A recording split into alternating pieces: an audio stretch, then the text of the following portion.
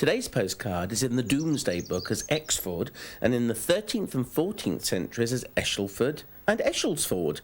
Finally, Ashford, the ford over the River Ash. Ashford in Middlesex.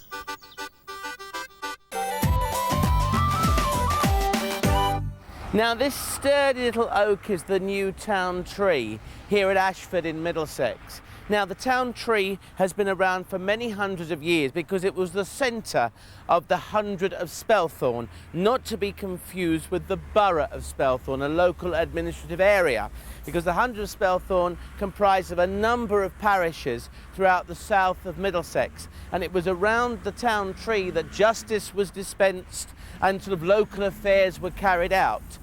It was known as a thorn tree, a speech tree, where they could actually talk and get everything together. But I'm not going to say much more because I've got a very, very nice man for you. A very, very nice man indeed. There's a Troke lurking over there. Mike Troke, you have written the Ashford Trail. Yes, I have. And this is the town tree. But isn't there a dispute as to whether this really is the speech tree, the old thorn tree? Yes, it's never been really established that this is the old speech tree. There has been a line of trees here, and they're all thought to be elms. And this, the original tree, was thought to be an elm tree which had stood here in a long line of trees which were demolished. And this was the outstanding, the old elm tree was the last one. That fell down, unfortunately, in the storms of 1951. It was very, very rotten by then, and it was just really bark. That was all there was left of it, and just a hollow centre. So they took it down for safety reasons. They had lopped it very badly in the 1920s when the bus route from Hounslow came through this way. But the town tree, as you say, was a meeting place, though. There's no doubt about that. And it was very fondly remembered by many courting couples in Ashford and many people who used to come here. And when it was felled, they came and took pieces of it away as a memento of the occasion. But it appears that Ashford was a troublesome place back in the 18th century, because way back in 1776 on the church records it says it was resolved that the stocks be made at the town tree with ye handcuffs to securely delinquents.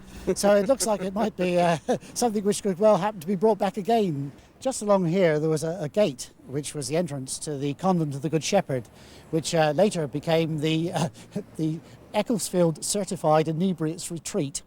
And evidently the nuns in the convent used to bring the ladies down from Waterloo, and they would arrive at Waterloo full well knowing where they were going. So they were topping up at Waterloo. They used to arrive at the station, and the nuns evidently used to lead almost a procession of drunken women hobbling through the streets, swaying from side to side. It was also a little convent where they actually trained girls for domestic service, and they had a laundry. Well, there was a big fire in 1931 and the nuns moved away. But quite a lovely little story, I think you agree. Still home for inebriates? I think one just went past. Yeah, you get a lot like of those. That. Yeah. St Matthew's Church, the parish church of Ashford. There has been a place of worship on the site for over 1,000 years. Really? In fact, there was a Saxon chapel about 50 yards over there to the east. Really? And you can actually see, if we wander through there in a moment, we can actually see the tomb of Peter Storer, who was a member of the Inner Temple. That tomb was originally in the Saxon chapel. Oh, right. Then, of course, Ashford was increasing in population, and you then suddenly found, of course, that they wanted more seats inside. And in 1796, they actually built a bigger chapel on the site over there. Then even that became too small. And also, it coincided with the coming of the Welsh Charity School, that they wanted somewhere, and it was built partly with the money that they received over £1,000 from the Welsh Girls' School for 212 seats in perpetuity. So that the girls, even when I first came to Ashford, used to walk up in a huge crocodile all the way down from the Welsh Girls' School, all the way down to the High Street into church here on a Sunday morning. So this is the one then that St David's School contributed to? They contributed, yes. Right. They put about £1,400 up towards the price of it. So before we go in there, let's go around and find the Saxon Chapel and the tomb you were talking there are about. a couple of tombs around here as well. So I think, oh yes, here we are. Ah.